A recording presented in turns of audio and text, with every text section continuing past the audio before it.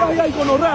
¡Hasta luego! ¡Ay, gonorrea! ¡No! ¡Ay, gonorrea! Hola, soy Ryan y con el vídeo que acabem de ver explicaré les coses que no deben de fer a la hora de conduir. Com per exemple, tenen distraccions a la hora de tomar el volant, també beber alcohol o tomar drogues. Tampoc està bé no controlar el teu somni a la hora de conduir o revisar el telèfon. Aquestes són les més conegudes i per les que més a vegades hi ha accident.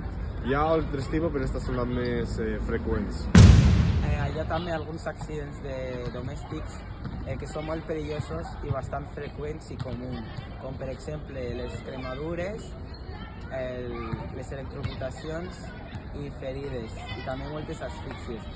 Això és molt perillós i per evitar-lo és bastant fàcil, com per exemple no deixar-nos ninguna estufa oberta ni algo que cremi obert, i tampoc està mal posar el telèfon debaix de l'almohada mentre se carrega perquè es pot sobrecalentar.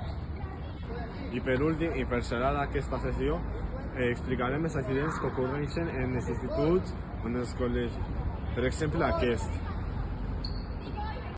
Com heu escoltat el meu compadre Ryan, hi ha molts accidents perillosos als centres educatius, com per exemple aquest. També uns altres exemples podrien ser caigudes al pati jugant o fent una altra cosa, obstacles als passadissos també.